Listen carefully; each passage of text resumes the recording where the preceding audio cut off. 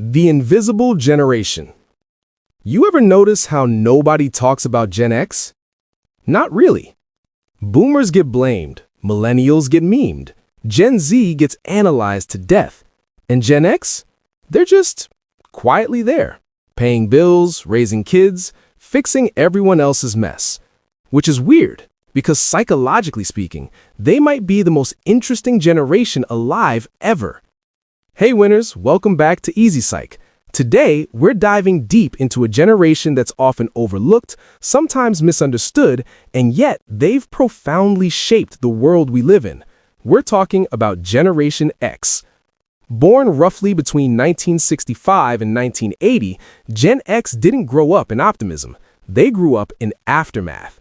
After the civil rights battles, after Vietnam, after Watergate, after the economy started wobbling, after divorce rates doubled and family stability became optional.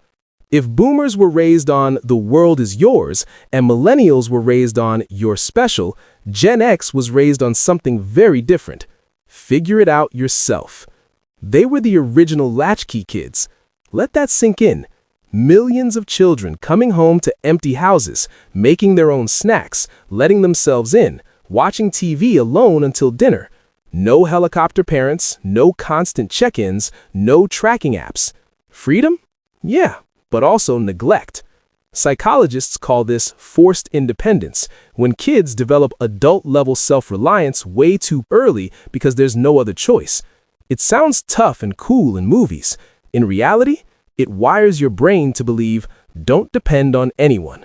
That belief becomes a personality. Research from developmental psychology shows kids who grow up with low supervision often develop higher self-sufficiency and problem-solving skills, but also higher emotional guardedness and lower trust in institutions. Translation? Gen X learned competence, but they also learned not to expect help, which explains a lot. Think about their cultural vibe: sarcasm, dry humor, eye rolls, whatever. That wasn't laziness. That was armor. When you grow up watching systems fail, government scandals, layoffs, broken promises, cynicism isn't rebellion, it's pattern recognition. While other generations were told they could change the world, Gen X quietly assumed the world probably wouldn't change at all.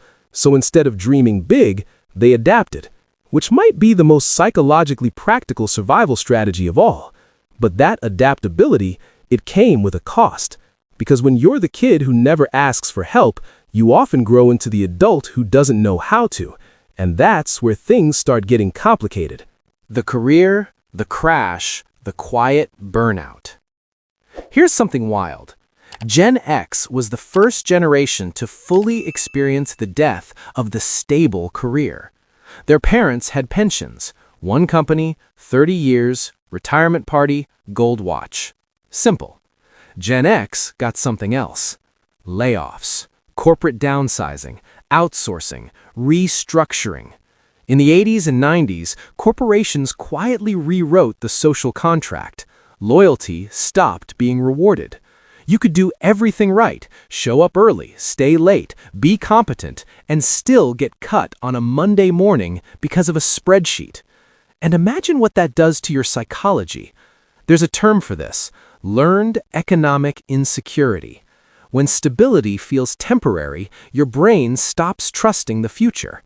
So what does Gen X do? They hustle hard. They became the original workaholics before hustle culture had a hashtag. Not because they loved work, because they didn't feel safe. Safety became money. Money became control. Control became survival. Studies show Gen X reports some of the highest stress levels related to finances and job security, even now in their 40s and 50s. They're often called the sandwich generation, taking care of kids and aging parents at the same time. Emotionally, that's brutal. You're supporting everyone, but who's supporting you? And here's the twist. Gen X rarely complains. They internalize. Psychologists note they're less likely to seek therapy than millennials or Gen Z, not because they don't struggle, because they were raised to deal with it. Which means stress doesn't leave, it just buries itself deeper. You see it as chronic exhaustion, back pain, irritability, quiet burnout, midlife, what am I even doing moments. It's not drama, it's accumulated load, decades of carrying responsibilities without emotional processing. And then technology hits, the internet, email, smartphones. Suddenly, work follows them home. So the one thing Gen X had, separation, disappears. Now they're always reachable, always needed, always on. They didn't grow up digitally native, but they had to adapt fast, which basically turned them into the most flexible generation at work. Analog childhood, digital adulthood.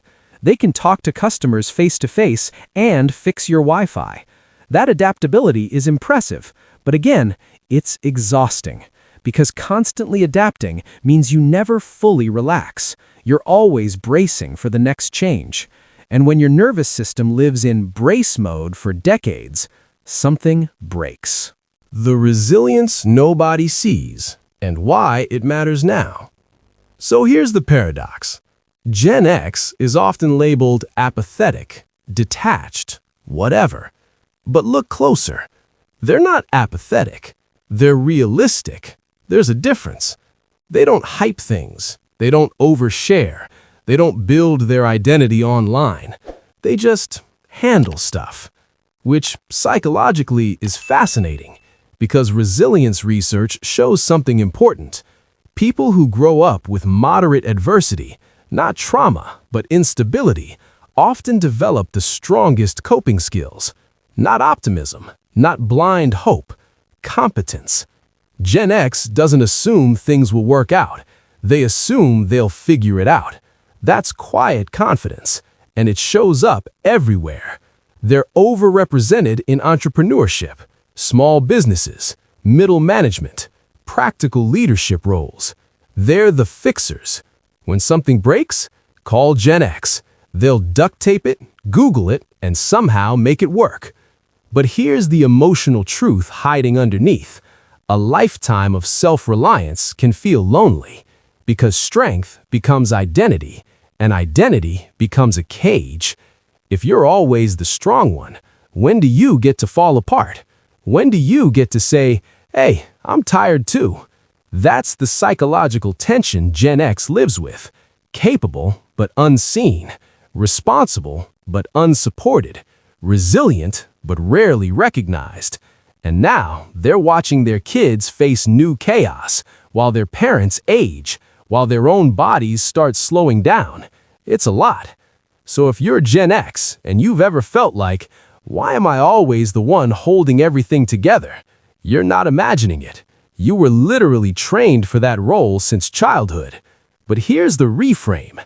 That independence, that adaptability, that emotional durability, those aren't flaws. They're superpowers. The world's unstable right now. And guess who's weirdly built for unstable worlds? Yeah, you. So maybe Gen X isn't the forgotten generation. Maybe they're the foundation everyone else is standing on. If you're Gen X, what's one thing people completely misunderstand about your generation? Drop it in the comments. And if this breakdown made you see your life a little clearer, hit subscribe, because we're unpacking the psychology behind every generation every week.